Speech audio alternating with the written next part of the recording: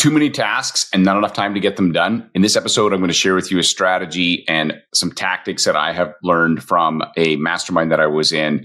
And as somebody with ADD who struggles with focus, maybe that's you. This has been extremely helpful for me.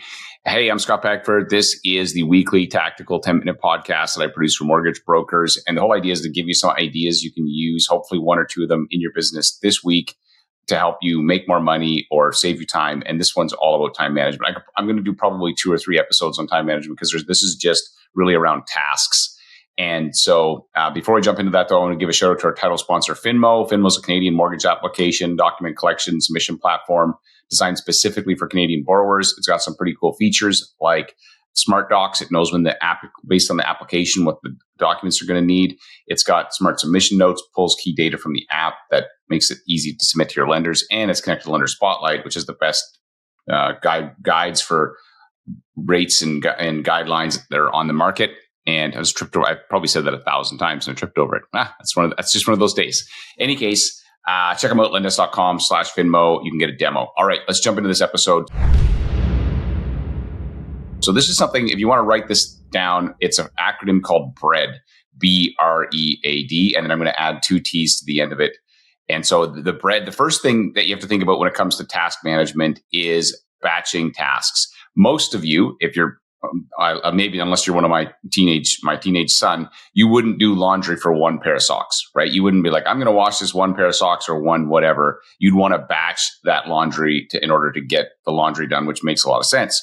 So as a mortgage broker, you want to batch your similar tasks together. And so time blocking, which is something everybody talks about, but very few people do. I'm actually going to do a whole section, another show on time blocking, because I think there's a bunch of nuance to it to make it well.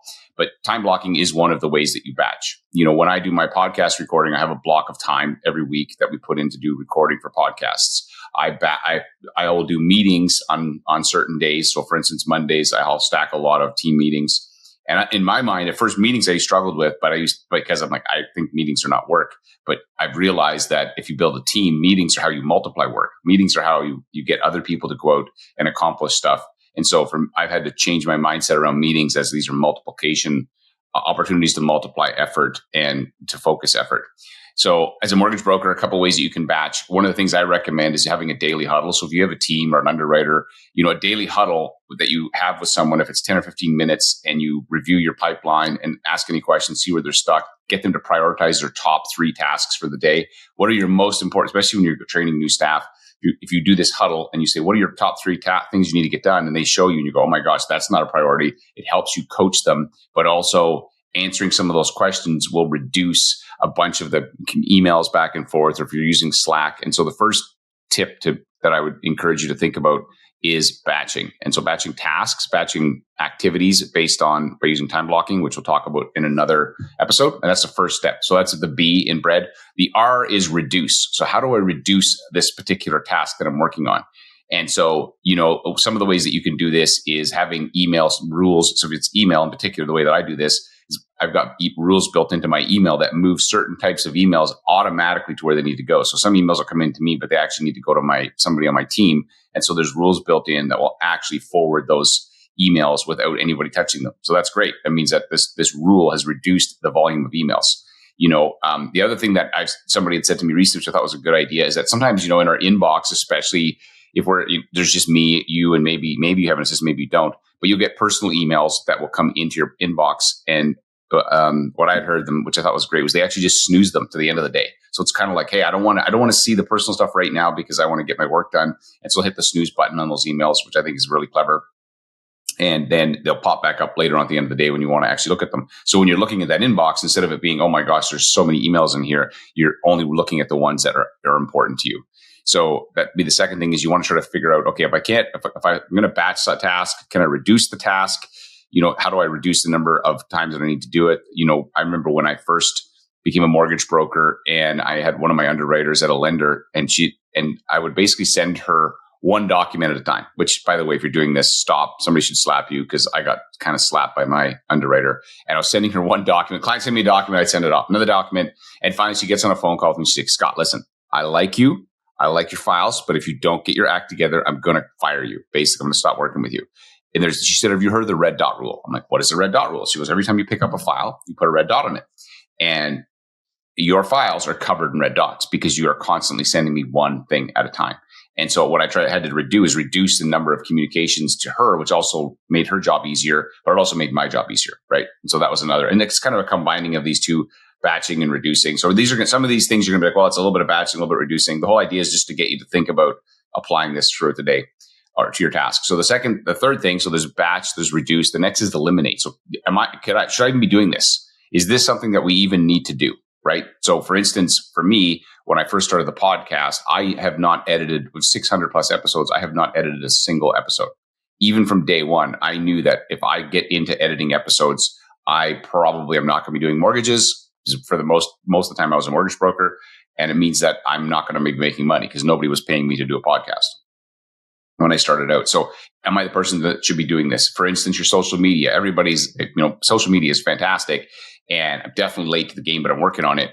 But, the videos and stuff that you create, are you the person that should be editing them? Probably not. Are you better off to find somebody on Fiverr? Or could you have another friend or two that is also creating social content, and you guys find somebody that you share? So you guys all share this one person and they do your video content for you and do the posting. And it will, again, you get way more done. People say to me, Scott, how do you get so much done? A lot of it I'm not even doing. I'm doing this podcast.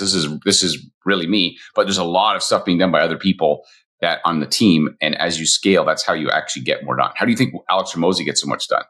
Right? That guy, he has a team around him of people that are helping him be more effective. And so that would be another thing is eliminate. And then the next would be, so there's batch, reduce, eliminate. The next is automate. Can you automate a task? So what thing can you do that could be automated? It's really easy as a mortgage broker. Most of you should not be running your business off a spreadsheet. You should have some sort of a CRM system that as you move files from one stage to the next, that the appropriate people get notified. So the client's like, hey, your file's been submitted. You can notify your real estate agent or your referral partners on that. All of that stuff should be automatic. You should not be doing that manually. It may feel like, I got to do this manually. I want to provide a high level of touch, but honestly, you need to automate more of that stuff. And it will, because it should happen. Yes, sure. I think it's fantastic to do, but if you're the person, again, if you have to do it, it's only going to happen sometimes. And so I think Denise is really good at this. I know she's good at this. She's always thinking about how do we automate something, a task or a function. So an example in our brokerage, we would, we have this underwriting room where our rookies come in and they will talk to an underwriting coach, and then the file gets submitted and we have a submission coach. And so when that file is submitted and it's getting moved along the process, they notify, and let's say we get an approval, they'll get an automatic email as soon as that file moves into approved saying, hey, your file's been approved. Here's if you need to get an appraisal ordered, here's a link to a training on how to order the appraisal. Here's a link to how to do the doc signing package. And so literally all of the steps are, so otherwise what was happening is they would jump into and we're totally happy to have, because we have underwriting coaches, they jump into our Zoom room with an underwriting coach and they'd be like, how do I do this? It was like, well, and then now they can just get instant access. It's much faster because it's been automated and they get the answer quicker. And then if they're still confused, they come in and ask and go, okay, what about this? And oh, no problem, I'll help you with that. But it actually makes it quicker and they can get an answer. If they're working another job and it's 7:00 at night, they're like, shoot, how do I get this done? They can just get it done. So automate will be another thing. So batch, reduce, eliminate, automate. The last one is delegate. So can I get someone else to do this for me? And, for one of the things I talked about this before is, at least I've talked about with my team, is that, so we get a lot of checks. So it's kind of funny, but lenders still, or some of the lenders, especially some of the smaller ones, will still send checks. And so we'll get checks almost every day. And when these checks come in, they're paid for our agents. And we currently pay our agents twice a week. And I want them to get paid. I don't want them to wait on it. So to me, it's a priority. It's like the quicker we get those checks deposited, the quicker we can pay them. And so I was running to the banks and then depositing checks. And then I realized I'm standing around, I'm waiting in line. I'm waiting for somebody to basically deposit the checks. I've got to drive there, find parking, go in, stand in line, deposit the checks. I'm thinking to myself, this is insane. I do not want, it's absolutely a priority that our people get paid fast, but am I the person that should be doing it? Probably not. And so what I did is I hired my daughter, my oldest, she's 19 and she's got a driver's license, and she actually, her boyfriend lives right across from the bank and so she's the one who deposits the checks for me. And so I just pay her $20. I don't go stand in line. She's made friends with the bank and it's fantastic. Everything happens and it's not me. So for you as a mortgage broker, what can you delegate that can make you not have to do some of these tasks? Well, hiring a fulfillment person, that's obviously easy. Having somebody help you track down documents, delegating somebody to do your signing packages, your compliant packages, having that stuff delegate. Same thing I already talked about, but social media content, delegate stuff so that you can stick into the 2 or 3 things that are really important that only you can do. So that's B.R.E.A.D. So that was I kind of blew through that really quick. But then the last 2 things that I want to talk about are timers and templates. And so I use templates. So when I make one of these podcasts, I have a template for this podcast. I have a template for the type social content that I'm going to create with it. I have a template for how I'm going to write up the content. If you click on it, you can see all the stuff we've written there. All that's templated.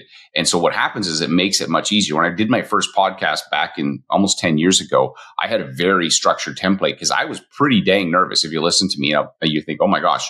And it's because the template really helped me. Same with you guys. If you should have a checklists. When I was a broker, I had a checklist for my discovery calls because I would get talking to people and I love talking to people, but then they would leave.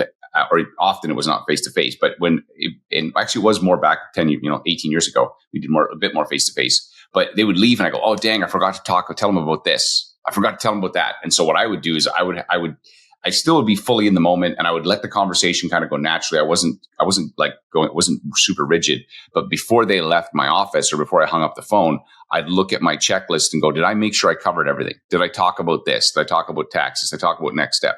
And what happened is it allowed me to be much more free in the moment because I had a checklist. I'm a big fan of checklists. There's a great book called The Checklist Manifesto. And checklists save lives. Like, you think about the pre-flight checklist, you think about checklists they use for changing out IVs. There's a whole bunch of stuff on checklists, which I think are fantastic. So templates and checklists are a way for you to reduce time because it's quicker. You can just pick up the template and go, done, fill in the blanks. And then the last T is timers. And so one of the things that I like to do, so for instance, this content, when I create this podcast, when I sit down to create the show, I will actually start a timer and measure how long it takes me. I'm going to look right now and see where I'm at on this episode. Give me 1 second. So I'm at 35 minutes that I have been from draft. And so I'll write out my thoughts based on my template. Okay, here's what I want to talk about. Here's the talking points. Here's the story. Here's something that's going to be useful for you if you're the listener, because I may be giving you examples from a broker owner and you're like, Scott, that's great, but I'm not depositing checks, but hopefully I give you my example and then you think of a way you can apply it. And so for right now, we're at 35 minutes of time that I've spent on this particular podcast. It's a 10-minute podcast, but I do want to put some thought into what I want to talk about. So that's one timer. And the second timer, which I got I heard someone one of our agents shared with us on one of our mastermind calls, and I absolutely loved it. And what she's been doing is she sets a timer for how many hours she wants to work a week. And she just has this thing sitting on her desk counting down. So if you want to work 30 hours a week or 40, it starts counting down, and you're thinking of it like you're budgeting your time. When we have money in the bank, hopefully we're budgeting, but if you have a set amount of money that you can spend and you're watching it go down, you're going to be more mindful. It's the same thing with our time. If we budget our time that we're going to use for work and you see that clock ticking by, then you go, oh shoot, I got to get some stuff done. I don't want to waste this day. So I love this idea and I started doing this. And so I have a clock on my desk, a countdown timer that I'm using, and I'm looking at it as it's counting down for the day. But I'm not doing it for the week. I do it per day because I look at each day. Some days I can work more hours, some days less, depending on what's in my calendar. But at the beginning of the day, I look at my calendar and go, okay, what is a realistic number of hours I can work today? Set that timer, watch it count down. And then if I'm sitting there and instead of working, I get sucked into social media, I'm like, dang, I'm just burning. It's like burning money. It's like throwing money away. It's kind of like when my kids, you see kids ordering skip the dishes when it's like, you don't even have enough money to order skip the dishes. Why don't you just go get your food or make food from home? In any case, it's a whole other thing. I could maybe do a show on kids one day. Anyways, I hope you find that useful. So here's just a quick recap.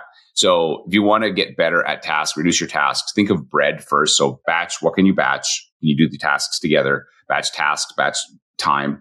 What can you reduce? So is there things that you can reduce? What can you eliminate completely? Like, why am I even doing this? Just stop. What can I automate? So are there parts that I can automate? What can I delegate? So if you write those things out and you think of one task for each of those, you instantly improve your task management. And then the last two are timers and templates. Can you apply a timer to create that urgency and can use a template to reduce the time you spend on it.